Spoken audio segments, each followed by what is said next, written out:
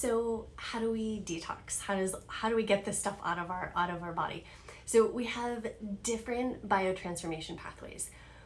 One's called glucuronidation, one's called sulfation, one's called acetylation, one's called methylation, one's called glutathione, conjugation. They're all really fancy names, but they each reference to which amino acid, which is the building block from protein, that is needed to convert and bind to a toxin and convert it into something that's water soluble so that we can eliminate it through our stool, our urine, our sweat.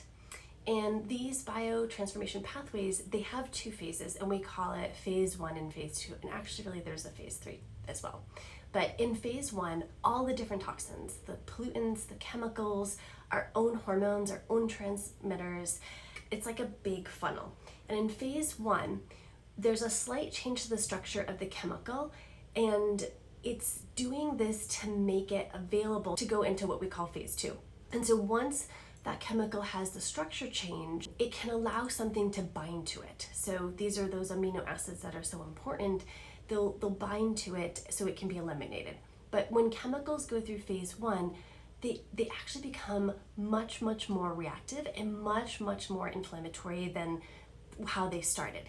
So if someone has phase 2 impairments, for example, they don't have enough glutathione or they don't have enough protein, then this phase 1 compound can actually go back into circulation and cause a lot of inflammation and oxidative stress.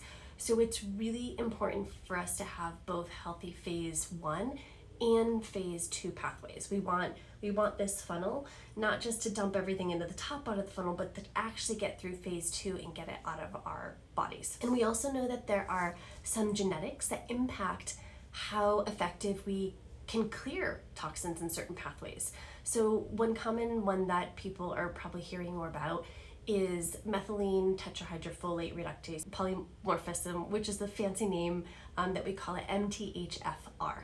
And 20 to 25% of the population actually have this gene defect, or what we call a gene SNP, and they need higher things like folate or B12 to make their system more efficient at detox. There's other genetic SNPs that can impact someone's body to make the glutathione that we need for detox. And even glucuronic acid is based on having glucose in your cells. And some people that are chronically low blood sugar or chronically high blood sugar or have diabetes, their glucuronic acid levels are not as efficient as compared to someone that has good, healthy, normal, balanced blood sugar. So end of the story is there's also genetic reasons or diet reasons why people may not be as efficient at detoxing certain chemicals based on these different pathways, and each pathway needs different things to effectively detox. So like we were saying, this phase 1 pathway, this big part of the funnel, is really dependent upon the body's antioxidant system to be able to quench some of these metabolites. And also play a role in this process is a antioxidant called glutathione. Glutathione is like a bulletproof vest. It will take the hit instead of your body tissues. And so oftentimes people ask me, if you had to take one supplement, what would it be? Glutathione, hands down. It is such a huge player for detox. It's immune balancing. It is an antioxidant. It's such a heavy hitter. Honorary mention would be the methylated B vitamins, your B12, your folic acid are really important as well. And so the last step in all of this is that these compounds have to go through the liver and get combined with bile from the gallbladder. And your gallbladder has to contract to release bile into the GI tract. And that way the toxins or the metabolized toxins in the bile can combine with your stool and eliminated when you have a bowel movement.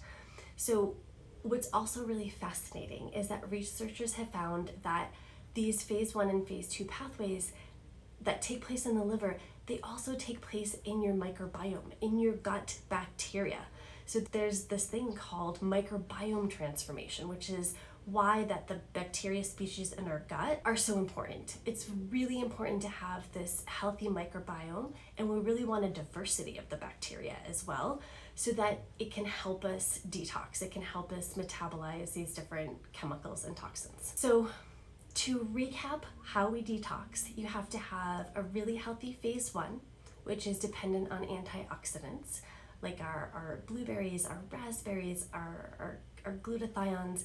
We have to have a healthy phase 2, which is highly dependent on sulfur amino acids, B vitamins, and again, glutathione.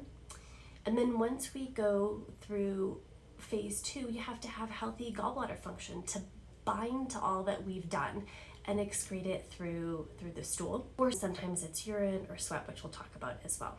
So if you can't eliminate these toxic metabolites, then the issue, if you don't have enough B vitamins, you don't have enough glutathione, they get recirculated in the system, and we end up building up this toxic burden or this toxic load, which increases the oxidation in our body, this free radical response, and this is where the inflammation comes from when our system is overburdened with toxins. We also have pathways through our lymphatic system that are involved with sweating and urination.